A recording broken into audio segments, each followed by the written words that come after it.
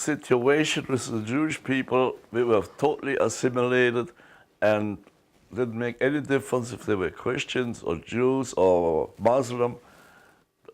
People didn't make any difference. We were human beings like anybody else, and we had a wonderful life until Mr. Hitler decided to come into Germany, which was on January 30th, 1933. In the early 20s, Aachen was a very small town at that time, and life was very simple.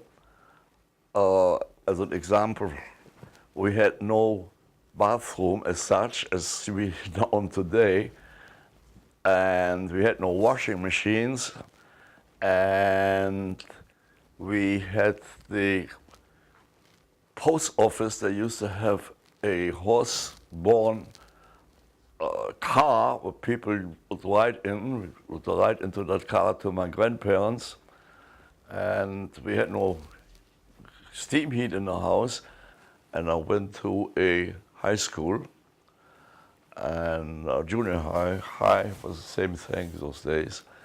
And life was great, teachers were nice, until 1935, when the German government issued that all Jews must leave the school system. And before that, I ran into a lot of problem with the Hitler Youth. And one day I got badly beaten up. On April 1st, 1933, when we got up in the morning and wanted to go to the temple, we found ourselves that the Nazis during the night had put big signs on our windows, show windows, and the signs were black with a gold yellow circle, and it said, Germans don't purchase from Jews. Jews are traitors, don't purchase them. We had the Nazi stormtroopers, the ones in the brown uniform. We had them standing in front of the house, and they wouldn't let us in. They said, no, you cannot go in your house anymore. And my father said, you must be joking. I said, no, we are not joking. We are not joking. You can't get in. But there was one of them who my father slightly knew. And my father looked at him and he said, all right, you guys can go in. I had friends. I had one friend, you know, we had a big outdoor swimming pool. And I will never forget this. In this outdoor swimming pool. In the city? In the city. Yeah. And on that pool they had a sign, Jews and dogs are no longer allowed here. And he went and wrote underneath, what if dogs can't read? And some guy from the Hitler Youth called him, and they beat him up so badly. And at that point, Jewish children could no longer go to a city hospital. So his parents had him at home, and eventually passed away. They had no medical assist. So that was the brutality, and this brutality went on and went on and went on. And I remember as a kid when I went with a streetcar one morning to the school, there was a Nazi bully, a real bully, who yells through the whole bus, hey, you Jew, you get off the bus when I'm on the bus. What did you do? I looked up and I said, stood where I was. You stood your ground. People didn't say one word. People didn't say one word. They were afraid to open their mouths. They were afraid to say something. Don't forget, they were just scared to death. Okay, so there were laws being passed, Nuremberg laws, right? Nuremberg laws, they became also in 1935, 1936, and they dealt with the sexual life of the Jewish people. We are not supposed to have any Aryan household. Use anybody Aryan who is an Aryan, what the Nazis called Aryan. And that's a joke. The Nazis called an Aryan a tall, blonde person with blue eyes. So Hitler was a short guy with black hair So there was irony in that. Right, exactly, That's who exactly, the leadership was. exactly. So, So marital relationships between Jews and Aryans were forbidden. absolutely, absolutely, absolutely. And the laws were getting more restrictive about what Jewish life could be like. Exactly, exactly. The law was so that made our life so impossible, and we couldn't leave because nobody would take us into another country. We couldn't leave. The Nazis had taken our passports, and the Swiss had cooperated with the Nazis because the Swiss said, hey, we don't let any Germans in anymore because we don't know who is Jewish and who isn't Jewish, and you better put a red J in the Jewish passport so we won't let them in here anymore. So, and that was our last hope. People just couldn't escape no matter what. And we lived right on the border because the city of Aachen was a border city. You could walk from downtown Aachen into Holland and into Belgium. But again, you had no identification. They wouldn't let you in. Did your parents agree on how to handle the family's potential escape or moving from Germany? How did they look at it? Well, my dad was 100% German. My dad was in the German army during World War II. World War One, yeah, I'm sorry. His father was a volunteer in 1870 in the war of France against Germany. And the family was very, very German. They had pictures of the Kaiser hanging up in our apartment. They had pictures of Hindenburg hanging up. You couldn't have been more German than my father was. Couldn't. Until November 9th came along. 1938. 1938. And we had Kristallnacht, and all the world came to an end for us. The Nazis came into our house, and they destroyed everything that we had, everything. Pictures, took pictures this size with a bayonet, we cut them to pieces. And that same night, everybody who was in a Nazi uniform, the black uniforms, the SS, who were the meanest of the bombs, and the others, no matter what, and the Gestapo, the secret police, they all went to the Jewish homes and destroyed anything and everything they could get. And when that was over, they took my father and handcuffed him and sent him to the Buchenwald concentration camp. Now, I had escaped this. Why don't you tell what you personally were doing that night? That's what I'm just trying to say.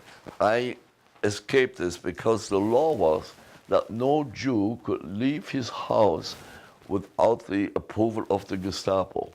And I had gone to the Gestapo a couple of weeks earlier because I had family living in another city, and it was a young couple, and they were trying to get married they did get married, and to leave, I forgot where to. And I wanted to see them. They were a little bit older than me, but we were friends. How old were you at this time? At this time, that was in 1938, I was 18 years old. Okay.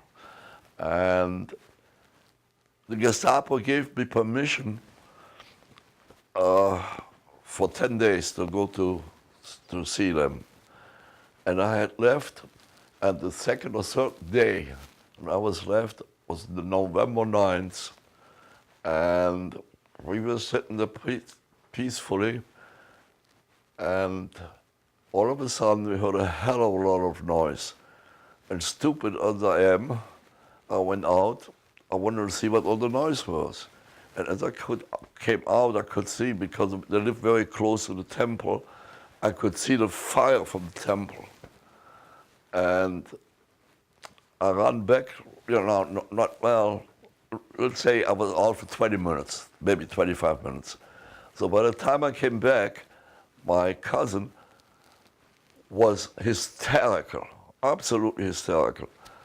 The Gestapo was there and took her husband along and had asked for me, because they knew from the Gestapo in my hometown that I was staying in their hometown, at their home. They knew this. So they said, you better get out of here as quickly as you can. And I didn't have enough money in my pocket even. She gave me some money. So I went to the railroad station. I'll never forget that. I ran to the railroad station. And when I got to the railroad station, I hopped on the train to go to my hometown, to Aachen. But by now it was like 2 o'clock in the morning, something like that. And the train finally came, and I got on. And wherever there were with Jewish life, and that's not exaggerated, but the train, we could see everywhere the fire going, and nobody knew what was going on. Nobody knew what was going on. All the towns you were passing on the way. Right, right. And we finally got to Aachen, and I called my mom up on the telephone, and From the train station? From the train station. And I told her where I am, and she says, well, don't you dare come home, because the Gestapo is looking for you, they're looking for everybody, for any male they see.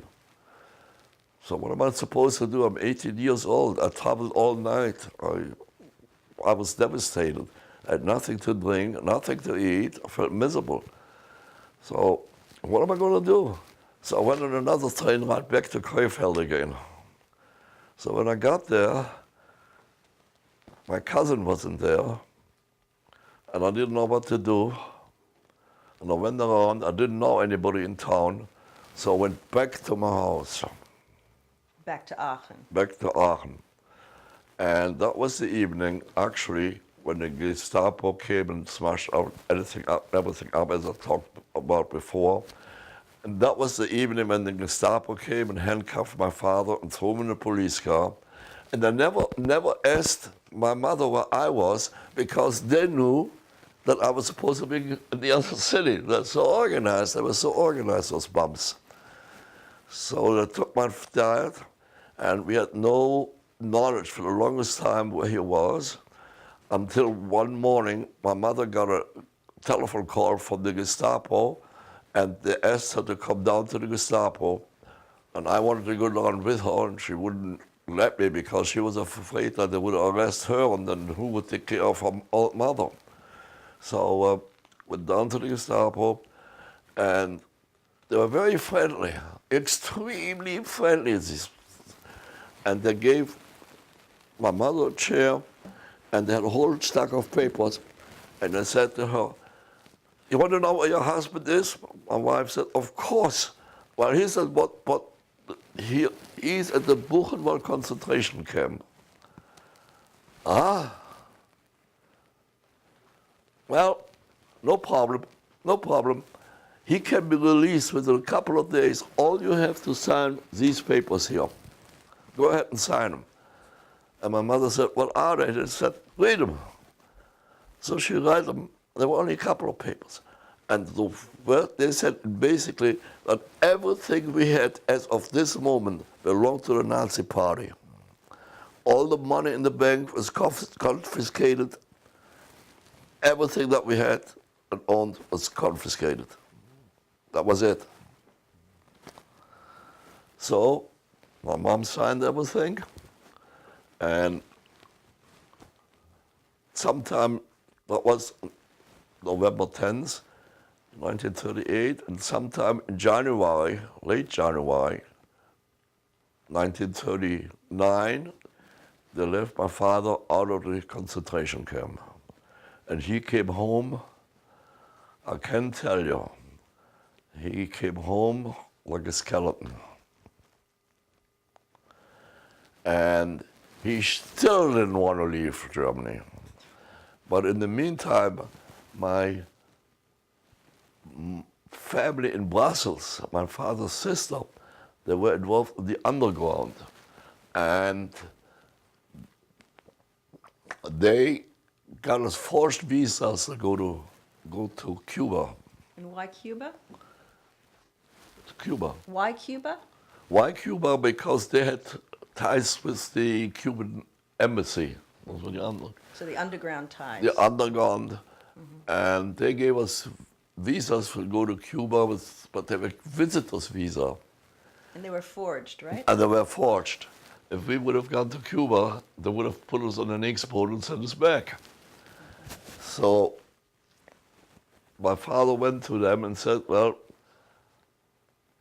or rather my mother went to the Gestapo and said, you know, we need money to go to Cuba.